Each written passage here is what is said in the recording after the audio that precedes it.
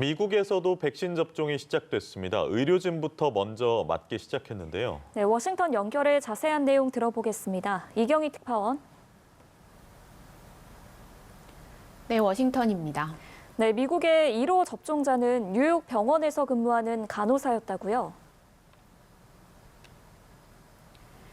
네, 어제 미시간을 출발한 화이자 백신 첫 출하분이 오늘 오전 뉴욕을 비롯한 미국 전역에 속속 도착하면서 우선 접종 대상인 의료진부터 접종이 시작됐습니다.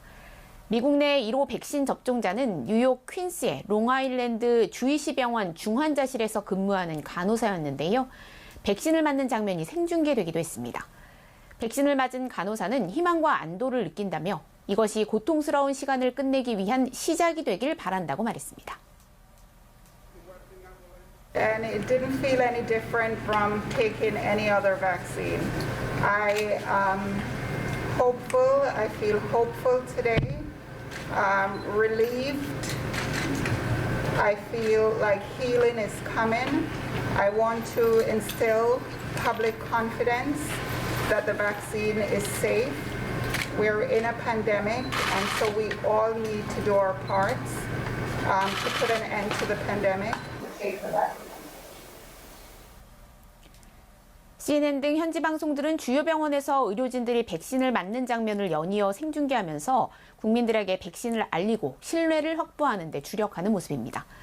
도널드 트럼프 대통령은 트위터에 첫 백신이 접종됐다며 미국에 그리고 전 세계에 축하를 전한다고 적었습니다. 미국 내 백신 접종은 지난 금요일 밤 식품의약국이 긴급 승인을 허가한 지 사흘 만에 이뤄졌는데요. 290만 회 투여할 수 있는 첫 출하 백신 물량은 오는 16일까지 각 지역 병원들을 포함한 636곳의 배송지에 도착해 접종이 이루어질 예정입니다. 초기 공급 물량이 제한적인 데다 긴급 사용 승인 단계라는 점에서 의사와 간호사 등 일선 현장에서 환자들을 치료하는 의료 종사자들과 장기 요양시설 입소자 등 고위험군이 우선 백신을 맞게 됩니다. 네, 말씀하신 것처럼 일단은 의료진하고 장기 요양시설 입소자가 우선적으로 백신을 맞게 되는데 일반인의 접종은 언제쯤 가능할 전망이라고 하나요? 네, 내년 초부터는 비의료 분야의 필수 업종 종사자들로 접종 대상이 확대되고 정식 사용 승인이 나면 일반 미국인들도 백신 주사를 맞을 수 있게 될 전망입니다. 시기는 내년 2월쯤으로 예상되는데요.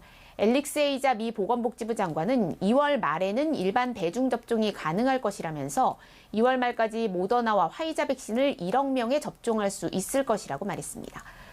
또 존슨앤드존슨과 아스트라제네카 백신을 1월에 승인한다면 상당한 추가 공급을 받을 수 있을 것이라고도 덧붙였습니다.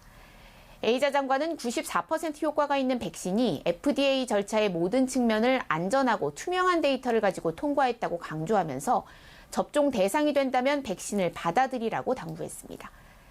미국 정부는 화이자에 추가로 내년 2분기에 1억 회 투여분의 백신을 요청했는데요. 화이자 최고 경영자는 현재 협상 중이라면서 지금으로서는 대부분을 3분기에 공급할 수 있을 것이라고 밝혔습니다. 네, 미국의 정권 이양 관련 소식도 하나 짚어보겠습니다. 지금 이 시간 주별로 선거인단 투표가 진행되고 있죠. 네, 선거인단 투표는 사실상 형식적인 절차지만 올해는 트럼프 대통령의 불복으로 관심이 쏠리고 있는데요. 11월 3일 대선을 통해 주별로 선출된 선거인단이 투표를 통해 대통령을 뽑는 선거인단 투표가 현재 순차적으로 진행되고 있습니다. 11월 3일 실시된 투표를 각 주가 인증한 개표 결과에 따르면 전체 선거인단 538명 중 바이든 당선인이 당선에 필요한 과반 270명을 훌쩍 넘긴 306명, 트럼프 대통령이 232명을 확보했는데요. 오늘 선거인단 투표 결과도 이대로 확정될 가능성이 크지만 선거인단에서 선거 결과에 반하는 반란표를 던지는 이른바 신의 없는 선거인이 나올 가능성이 마지막 변수입니다. 그러나 바이든 당선인이 이긴 지역에서 선출된 선거인단은 모두 민주당의 활동가나 명망가여서 반란표가 나올 여지는 크지 않다는 게 중론입니다. 또 연방대법원이 지난 7월 선거인단이 주별 선거 결과를 따라야 하고 불복해서는 안 된다는 취지의 판결을 내려서 반란표가 나올 가능성이 더 줄었습니다. 실제 현재까지는 선거인단 투표 결과 트럼프 대통령이 패배 결과를 문제 삼은 경합 지역의 선거인단도 모두 바이든 당선인에게 투표해서 이탈표는 나오지 않고 있는 상황입니다.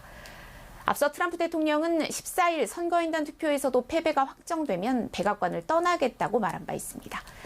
지금까지 워싱턴에서 전해드렸습니다.